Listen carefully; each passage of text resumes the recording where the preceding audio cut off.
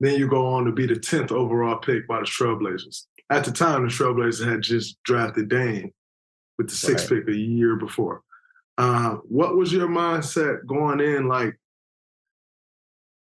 I'm sure you were hearing you were too small to be a two guard at that time, because when we came in the league was really big. Now, the league is small today. The league was really big. Two centers, essentially playing power forward in the center. You got power forwards playing the 3 spot. So I'm sure you were hearing you were too small to play the 2. But what was your mindset coming in, knowing that they had just drafted Dame with the 6th pick and now they're drafting you with the 10th pick? Yeah, my mindset was to just go be a hooper. Dame and I had talked. We actually got connected by a mutual friend after I broke my foot my senior year. So we had just been talking. I was asking about his rehab. What's it like in the league? Like, you came from a small school. What should I be working on? Like, can I still play in the league after this broken foot? You know what I'm saying? This is the point in time where, like, you get hurt and you just start thinking like, damn, maybe this is it. Maybe I'm going to have to go overseas. My brother was already over there. So I was just kind of coming to terms with, man, if I got to go over to Europe, like, I know what that looked like. I can go do that. And Dame was like, you're going to be in the league. You're going to be a lottery pick. And I'm like, bro, I just broke my foot. Like, my senior season is over. Like, I'm not playing. And my body of work was there, obviously. But, you know, when we was coming out, it was like a crime to be in school that long. Like, they wanted you to get in and out. And even though I was younger than a lot of the sophomores and freshmen, basically, because I was 21, it just felt like I stayed too long and I missed my window. And he was like, you're going to be a lottery pick. And then fast forward, he's like, if you're there, we're going to take you. And I'm like, okay. Like, this is the franchise saying that they're going to draft me if I'm there. And we got similar games. You know what I'm saying? Like, I played the 2 because Marquise Hall, you know, who works at Nike. Absolutely. He was the point guard, right, when I was there. So I just slid to the 2 because it made sense. And I played a lot of 1, and I was just like, look, man, I don't ball in my hands, ball not in my hands. Like, I just want to hoop. I'll figure it out. I can be the man. I can play off the man. Like, I'm not tripping.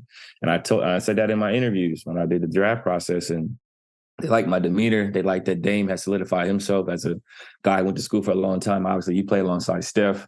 That mattered. And there was just a body of work from guys, Eric Maynard, guys who had been in the league for a while.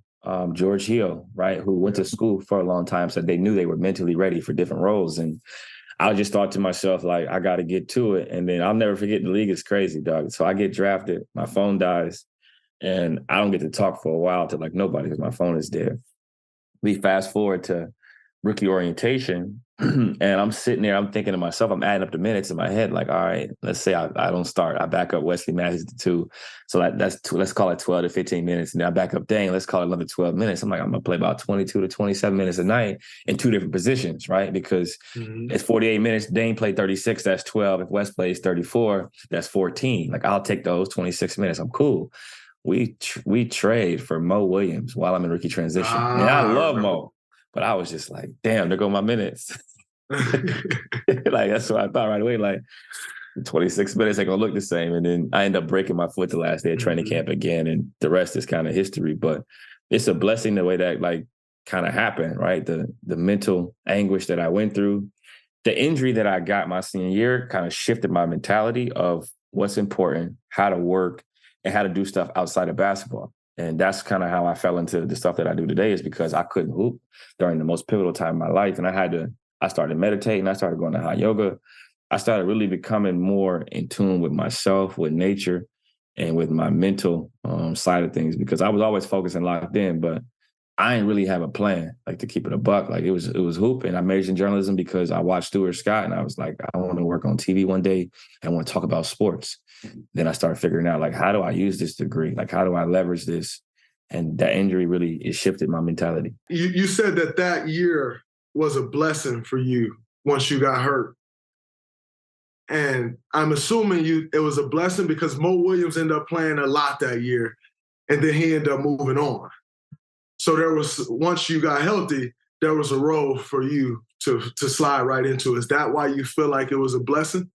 I think it was a combination of things, like, right? Because that next year, we traded for Aaron Afalo and we signed Steve Blake. So I played a little bit more, but not as much as I felt like I should have. I mean, watching my peers, watching my guy, Michael Carter-Williams, win Rookie of the Year, watching my friends get 25, 35 minutes a night, you had this envy and this jealousy in your heart, not at them, but at the fact that they got a role that you felt like you deserved on your own merit. and you didn't have it. And I think it taught me to slow down. It taught me to be patient. I read more. I joke all the time. I said I went to a school majoring in journalism, and I read more now than I did when I was in college. And when I got hurt, I started reading. I started really slowing things down because I couldn't think about you hurt. You can't really move. Couldn't walk. Right. I'm on crutches. Everything had to be slower and more methodical. And then my appreciation of life shifted more, not just sport, but life. Like the things I took for granted, I stopped taking them for granted right away. And it shifted that part of me. The game was my game, right? Like I got when I could get back to it, I got to it. I tightened my diet up. I started meeting with nutritionists. I started figuring out like, all right, man, if you're going to do this, you got to be all the way in. Like your career is only this long. If you're going to get hurt, it's going to be some stuff that you can't control. Everything else is going to be how it's supposed to be. And I think that's what I did. But I was still pissed off because the next year I only played like 15 minutes a night. And I was behind Steve Blake. We ended up signing Aaron Afalo. And then Aaron ends up, Wesley Matthews tears his Achilles. Aaron Afalo hurts his shoulder.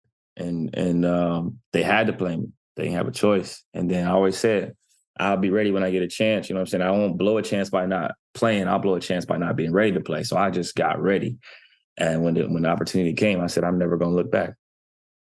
And speaking of not looking back, you and Dame go on to have an incredible partnership, make the playoffs. Your first playoff win. We had Dame on the show, and he talked about that first playoff series win that y'all won versus the Clippers and how much that did for y'all partnership. What did you feel like in that moment that, or even looking back on it, that winning that series against the Clippers, what did that do for you and Dame's partnership and moving forward with the Blazers? It did a lot for our partnership, and I think it solidified the fact that we could play together as two small guards, right? Two guards who are ball dominant, two guards who, control a lot of the offense, control a lot of the usage, have similar styles in terms of running pick and roll, can run the ISO, can catch and shoot.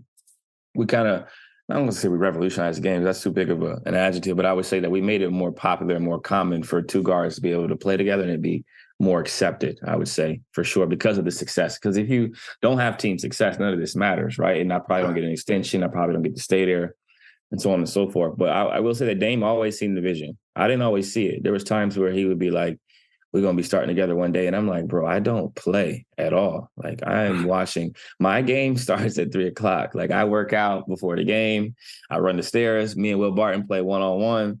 And I take a shower, and that's basically my day. Like I come at 7:00, like I already showered. Like I'm just watching, being a good teammate. And he's like, we're going to play one day. And I'm like, bro, I don't see it. And then he always seen it. And sure enough, it ended up happening. And that series was just, for me, it was more about taking advantage of the opportunity, I love big moments. I love big games. And I think it brings out the best in me because I went to a school where we didn't have a lot of fans at games, right? So when I got a chance to play out of Michigan State, at Iowa State, when Royce O'Neal was there, or not Royce O'Neal, what's his name? Royce White. Royce White, when he was there, like, those was my moments where it was like, okay, people may never, ever be able to see you play again. They're only going to judge you on this one moment. And if I get a chance to play in front of 10,000, 20,000, whatever it was, I was like, this is what I was built for. This is what I trained for. And being in the playoffs is when everybody's watching your games, right? It's not like you get the late TNT slot or, you got a random Wednesday night in Portland. Like it's everybody that loves basketball is watching basketball. And I wanted to make sure that I rose to the occasion. And, after a slow start, I did. What's up, everybody? It's Draymond Green. Make sure you subscribe to the Volumes YouTube channel below so you don't miss any more of this great content going forward.